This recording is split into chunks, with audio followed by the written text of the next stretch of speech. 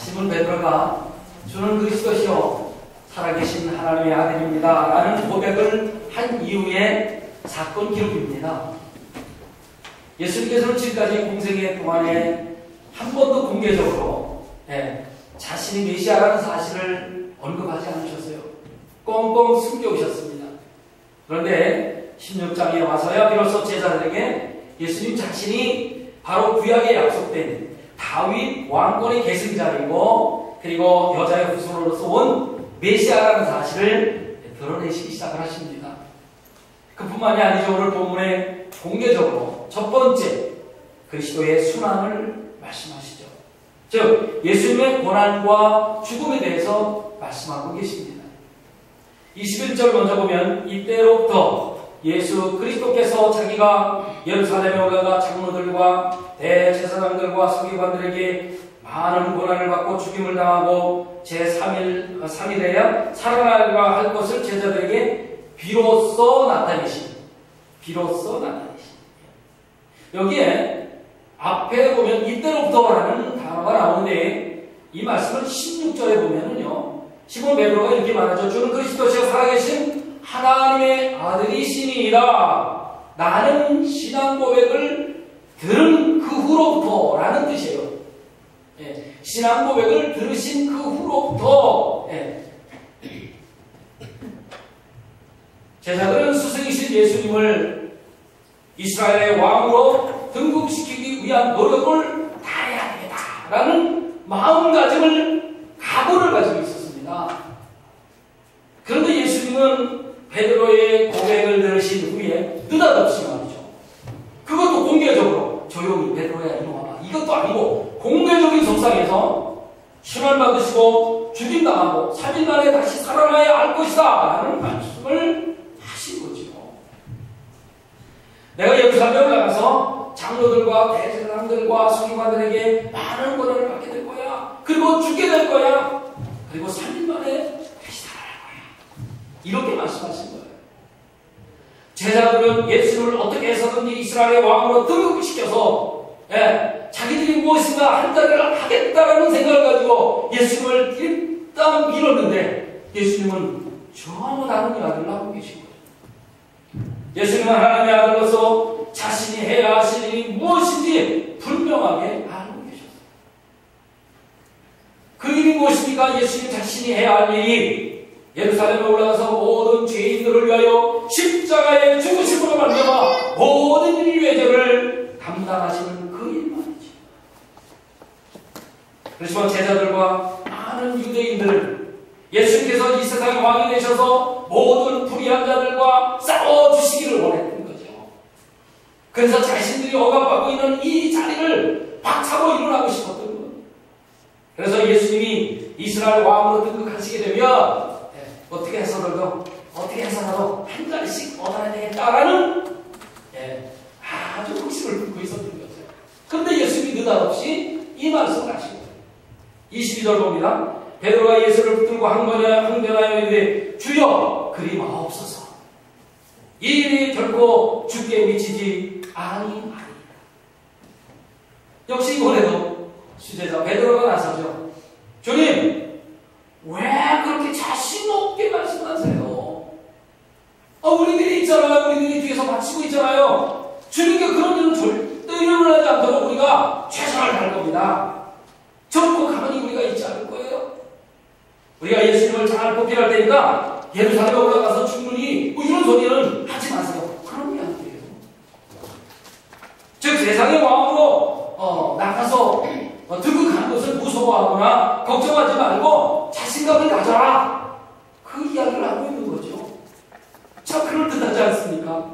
그럴듯합니다. 그렇지만 베드로는 예수님의 고난과 죽음을 이해하지 못했기 때문에 이런 이야기를 했던 거죠. 베드로는 예수님의 신상에 대한 신앙 고백을 한 사람 아닙니까? 십자가의 도를 이해하지 못하고 있는 불완전한 신앙인의 모습을 그럼에도 불구하고 지금 보여주고 있는 겁니다. 여러분 십자가의 도가 뭐라고 생각하십니까? 들어보셨죠? 십자가의 도. 간단합니다. 십자가의 도는 십자가에 대한 말씀이에요. 사람이 하나님 앞에 죄를 짓고 그 죄값으로 영원히 죽을 수밖에 없게 되었는데 하나님께서 우리를 지극히 사랑하셔서 독생자 예수 그리스도를 이 땅에 보내셔서 십자가에서 고난당하시고 죽으심으로 말미암아 우리의 죄를 다 씻어내 주시고 누구든지 그를 믿기만 하면 죄로부터 구원받는다. 복된 하나님의 말씀, 이것이 십자가의 도입니다. 이 십자가의 도가 구원을 받는 우리들에게는 사도 바울이 이야기합니다. 하나님의 능력이 된다. 우리 이것을 믿어야 합니다. 십자가의 도가 하나님의 능력이심을 믿으시기 바랍니다. 네. 사도 바울은 기독교 진리를 한마디로 이 십자가의 도다 이렇게 이야기했어요. 예수 그리스도의 십자가 죽음으로 인류의 모든 죄 문제를 해결해 주셨던 거죠. 그런데 예수님의 신상에 대한 신앙 고백을 한 이 베드로마저도 이러한 십자가의 도를 이해하지 못했던 겁니다. 아직은 성숙하지 못한 불완전한 신앙인이라는 뜻이죠. 그것을 마치 정치적인 왕으로 등극할 이 예수님을 기대하면서 따라다닌 제자들과 무리들을 대표하는 모습인 듯합니다. 모두가 다 제자들, 12개의 제자들 모두가 다 이렇게 아주 음흉한 생각을 하고 있었어요. 예수님은 예루살렘에 올라가 십자가를 지심으로 인류의 모든 죄악을 다 담당하시겠다고 생각하셨는데 제자들은 뭐예요? 한 잔에 해야 되겠다. 그들은 예수님께서 벳세다 언덕에서 물고기 2마리와 보리떡 5개로 5,000명을 먹이신 것도 직접 눈으로 보고 체험한 사람들입니다. 그런데 주님께서 행하시는 기적을 보면서 바로 이분이 우리의 왕, 우리의 메시아가 되셔서 적과 싸우고 그리고 로마와 헤롯 가문을 물리치면서 이 어려운 정신에서 우리를 구원해줄 구세주구나, 능력자구나, 그렇게 믿고 따라다니는 거예요. 한마디로 예수님을 정치적인 왕으로 등극할 수 있을 것이다 라는 잘못된 생각을 하고 있었던 거지. 그렇기 때문에 이 10장에 보면 세베대의 아들인 사도 요한과 야고보도 그 어머니가 뭐라 그러는데 직접 예수님을 찾아오죠. 그리고 뭐라 그래요? 우리 두 아들 하나는 오른편에 하나는 왼편에 앉혀주세요. 예수님을 세상적인 정치적인 왕으로 기대하고 있었다는 사실을 볼 수가 있습니다. 그러면 제자들도 이 십자가의 도, 그거 어리석은 일이야, 그렇게 생각할 수밖에 없었던 거죠. 그들은 예수님의 고난과 죽음을 이해하지 못했기 때문에 주여 그리마옵소서, 이 일이 결코 주에게 미치지 아니하리이다라고 하는 강경한 태도를 보이게 됩니다. 이처럼 지금 베드로는 메시아와 십자가를 연결시키지 못하고 있어요. 성숙하지 못한 신앙인의 모습을 보여주고 있다 그 말입니다. 그러나 십자가를 믿는 자만이 구원을 받고 영생을 얻게 된다는 사실을 우리는 믿어야 합니다.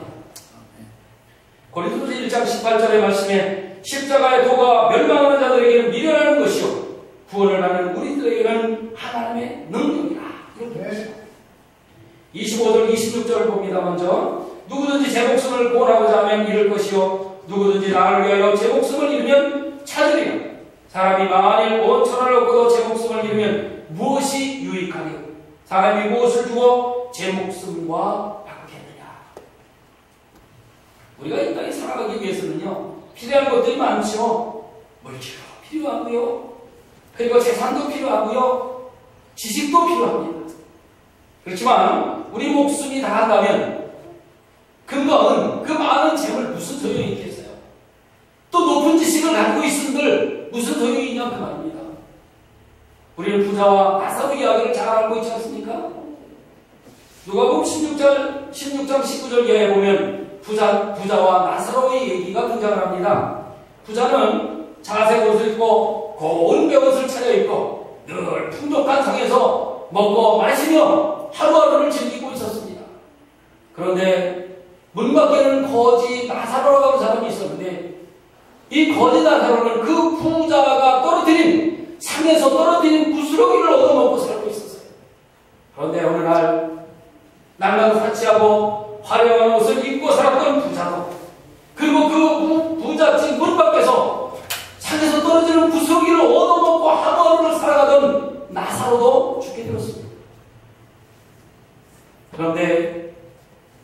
부자는 음부의 고통에 떨어지게 되고, 가난했던 남의 상 밑에서 부스러기로도 먹고 살았던 나사로는 아브라함의 품에 안기게 되었습니다. 부자가 건너편에 보니까 자기 집 산 밑에서 얻어먹던 거지 나사로가 아브라함의 품에 행복하게 안겨있는 모습을 보게 됩니다. 자기는 너무 고통스럽습니다. 혀가 말라서 물 한 방울만 찍어줬으면 좋을 정도로, 그래서 한 방울의 물을 기대하고 간청하게 됩니다. 예수님은 이 말씀을 하시죠. 여러분, 우리가 내일 죽는다면 여러분들은 어떤 결정을 내리시겠습니까? 누구처럼 사과나무 한 그루라도 심으시겠습니까? 그렇다면 예수님께서 25절에서 말씀하시는 제 목숨을 구원하고자 하면 잃을 것이요 제 목숨을 잃으면 찾으리라는 이 주님의 말씀을 보시면서 무엇을 느끼십니까? 예수님이 이 말씀을 왜 하셨겠어요? 예수님은 온천을 얻고도 목숨을 잃어버린다면 그가 얻는 것은 아무 소용이 없다라는 말씀으로 목숨의 귀중성을 역선하신 거지요. 부자는 모든 것이 풍족해서 아쉬울 것도 없었고 부러울 것도 없어 보였습니다만은, 그러나 그는 자기 중심의 인생을 살았기 때문에 실상 가장 중요한 것을 놓치고 산 아주 불쌍한 사람이었습니다. 이 사람은 그 수요한 재물 때문에 하나님을 의지할 마음이 전혀 없었던 거지요. 그런 반면에 세상에 아무도 의지할 수 없는 그 어떤 소유물이나 대상이 없었던 이 거지 나사로, 오직 하나님의 도우심만을 바라보고 그렇게 살다가 죽어서 천국에 들어가게 된 거죠.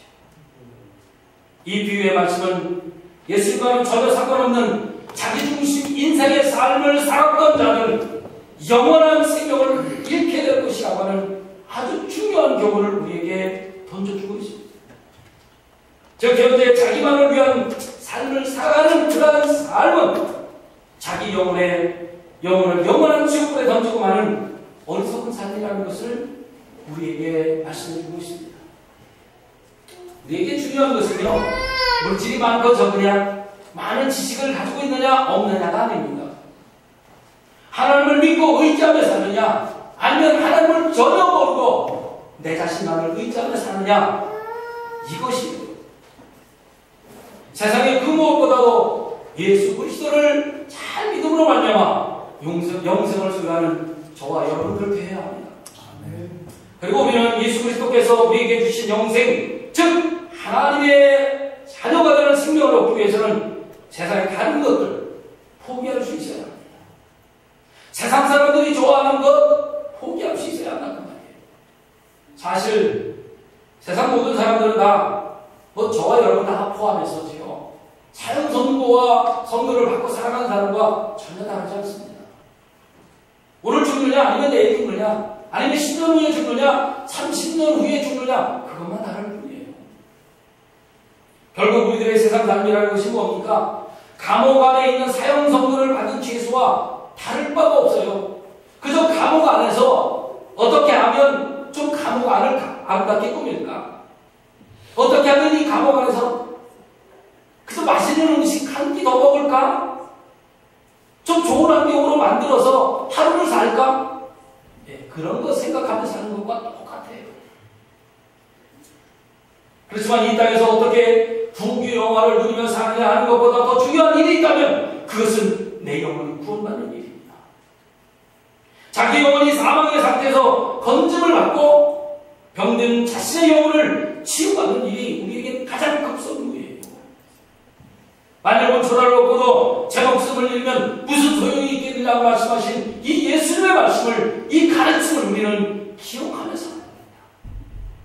아무리 많은 재산을 가지고 있고 큰 대굴 같은 집을 가지고 있고 많은 땅을 가지고 있고 돈을 번다고 할지라도 오늘 저녁에 예수님께서 말씀하신 대로 내 목숨을 내가 가지고 간다면 그 모든 것들이 누구 것이 되겠느냐? 아무 소용이 없습니다.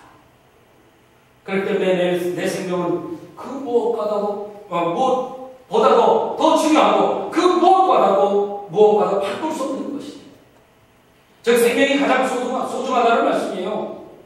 인간의 우리에게 있어서 가장 중요한 것은 이 땅에서 무엇을 가졌느냐에 대한 소유의 물음이 아니에요.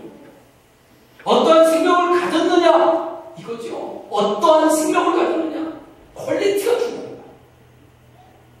나에게 참 생명이 있는가 없는가 이것이 중요하다는 거죠. 예수 그리스도께서 십자가 위에서 자신을 내어주심으로 말미암아 우리는 참 생명을 얻게 되었습니다. 그러므로 예수 그리스도께서는 우리의 생명 되신다는 사실을 기억하셔야 합니다. 23절로 돌아가겠습니다. 예수께서 돌이키시며 베드로에게 이르시되 사탄아 내 뒤로 물러가라. 너는 나를 넘어지게 하는 자로다. 내가 하나님의 일을 생각하지 아니하고 도리어 사람의 일을 생각하는도다 하시고. 예수는 베드로가 말을 끝나자마자 사탄아 내 뒤로 물러가라. 청천벽력과 같은 책망을 하시죠. 위대한 신앙 고백을 한 이 베드로는 주님을 위하는 마음으로 앞장선 행동을 하였다라고 생각할 수 있겠지만 예수님께서는 너는 나를 넘어지게 하는 자에 불과해. 그런 뜻밖의 책망을 받게 된 겁니다. 물론 예수님의 이 책망은 베드로가 사탄이라는 뜻으로 이야기하신 것은 별거 아니에요. 그뿐만이 아니라 베드로가 미워서 아닙니다. 그렇지 않습니다. 인간적인 생각으로 하나님의 일을 방해하고 있다는 뜻으로 베드로에게 하신 말씀일 뿐이에요. 즉 사단의 유혹에 넘어가서 인간적인 생각을 하지 말아라. 이제는 거기서 벗어나 나를 따라야 한다. 그 말이죠. 베드로는 예수님의 뜻을 알지도 못했을 뿐만 아니라 마치 본인 자신 생각이 예수님 말씀보다 더 옳다라고 여긴 행동에서 나오는 결과물입니다. 우리는 모든 사건을 바라볼 때에 인간 기준에서 바라보지 말아야 합니다.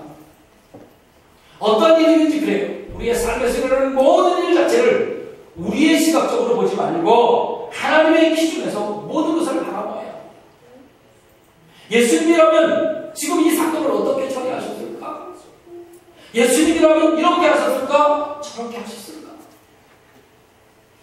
그래야 성공하는 삶을 살 수가 있습니다. 24절 봅니다. 이에 예수께서 제자들에게 이르시되 누구든지 나를 따라오려거든 자기를 부인하고 자기 십자가를 지고 나를 따를 것이니라. 예수님께서는 예수님을 따르기 위해서는 자기를 부인하고 자기 십자가를 져야 한다. 그렇게 말씀하십니다. 여기서 자기를 부인한다라는 말은 내 자신을 포기한다. 그런 의미는 아닙니다. 그런 뜻으로 말씀하신 것이 아니에요. 오히려 자신을 온전히, 다시 말씀드리자면 자신의 인생의 목적과 주도권을 예수님에게 넘겨드리고 그분을 따라가는 것, 그것을 의미하는 겁니다. 내 자신을 포기하고 살라는 뜻이 아닙니다. 지금까지 삶의 주인이 나였다면 이제는 주님을 주인으로 모시고 살아야 한다. 그런 의미죠. 즉 진정한 신앙인은 하나님 앞에서 자기 자신을 부인하는 것부터 시작이 되어야 한다. 자기 자아를 내려놓는 거예요. 겸손하게. 베드로는 위대한 신앙 고백을 했습니다마는 아직까지는 자기 부인을 하지 못하는 입장에 있었습니다. 부족한 신앙인의 모습을 보이는 거죠. 자신을 내려놓지 못했어요. 사실 베드로는 무조건적으로 주님의 뜻을 순종하려고 했던 것보다는 어떤 겁니까? 인간적으로 좀 생각해 가면서 주님을 따라야 되겠다. 나는 그럴듯한 생각을 하게 된 거죠. 우리들 생각으로서도 그럴 수 있어요. 베드로만 그런 거 아니에요. 그런데 베드로의 신앙 고백과 지금 하는 행동 자체가 일치하지 않는 데 문제점이 있는 거죠. 주는 그리스도시요 살아계신 하나님의 아들입니다라고 바로 앞에서 신앙 고백을 한 사람은 이제는 뭐예요? 주여 그리마옵소서. 우리가 있지 않습니까? 나는 인간적인 행동 일치하지 않는 거죠. 영적 신앙을 고백했던 사람이 하나님의 생각보다는 사람의 생각을 우선시하고 있는 거죠. 주님의 말씀에 순종하기보다는 자기 생각이 더 옳다라고 생각하는 거예요. 오늘 우리의 모습을 생각해보면 베드로의 모습과 비슷하지 않습니까? 저는 그렇게 생각을 해봤습니다. 베드로처럼 얘기했겠구나. 우리들도 예수를 믿고 따른다라고 말은 하지만 하나님의 말씀에 순종하고 따르는 것보다는 우리들의 생각, 우리들의 상식, 우리들의 어떤 경험, 그것을 가지고 하나님을 섬기려고 하는 경향이 더 짙다는 것을 느끼게 됩니다. 우리가 주님을 섬길 때는 내 자신을 부인하고 겸손한 마음으로 주님의 뜻에 온전히 순종해야 합니다. 그게 성공하는 삶이에요. 다른 사람이 보기에는 부질없는 짓 같고 옳지 않은 것 같지만 하나님의 말씀에 비춰보면 그게 올바른 삶이에요. 그게 성공하는 삶이라는 거 아닙니까? 우리에게는 각자 자기 몫의 십자가가 누구든지 다 있습니다. 그렇기 때문에 자기의 삶의 현장에서 자기 몫의 십자가를 지고 예수를 따라가야만 합니다. 옛사람, 옛 기질, 과거에 가졌던 나의 잘못된 생각, 옛 습성 모두 다 치워버려야 돼요. 다 내놓아야 돼요. 그리고 십자가에 내 자신을 못 박아 죽이고서 이제 새롭게 변화된 마음으로 새로운 삶을 살아야 합니다. 새 사람으로 살아야 돼요. 그래야 세상을 변화시킬 수 있어요. 그래야 참된 그리스도의 모습으로 살아갈 수 있다고 말입니다. 과거 옛사람을 가지고는 안 돼요. 변화가 되지 않으면 안 돼요. 이것이 자기를 부인하고 자기 십자가를 지는 것입니다. 27절 8절 보겠습니다. 인자가 아버지의 영광으로 그 천사들과 함께 오리니 그때 각 사람이 행한 대로 갚으리라. 진실로 너희에게 이르노니 여기 서 있는 사람 중에 죽기 전에 인자가 그 왕권을 가지고 오는 것을 볼 자들도 있느니라. 예수님은 위대한 종말에 대해서 말씀하고 계십니다. 종말이 언제라고 생각하시나요? 언제부터 언제까지요? 여러분이 잘 아는 대로 예수님이 이 땅에 오셔서 십자가에 죽으시고 부활을 하시는 그 순간부터 시작해서 주님 다시 오시겠다고 약속하신 그 날짜까지가 종말이라고 우리는 보아야 합니다. 모두 종말에 해당하는 거예요. 예수님께서 처음 오심은 비참하고 낮아짐의 모습으로 이 땅에 오셨습니다마는 이제 다시 오실 예수님은 그런 모습이 아니에요. 아버지의 영광으로 천사들을 거느리고 심판의 주로 이 땅에 오실 거예요. 비참한 모습으로 다시는 오지 아니하시고 심판의 주로 오실 거예요. 오셔서 우리 각 사람의 행한 대로 그 행위대로 심판하실 겁니다. 그래서 우리는 두려운 마음으로 호람되어 하나님 앞에서 삶을 살아야 합니다. 그리스도인들은 현실적인 축복과 유익만을 위해서 주님을 따라가서는 안 돼요. 그것을 생각하며 따라가서는 안 돼요. 우리의 육신의 생각이 하나님 말씀보다 앞장서서는 안 된다. 그 말이에요. 그리고 오늘 우리가 하는 하원신 또 희생 이런 것들을 아끼며 살아서는 안 됩니다. 이타적인 삶을 사셔야 돼요. 다른 사람들을 생각하며 삶을 사셔야 합니다. 내가 이 말을 하면 다른 사람들이 어떻게 받아들일까?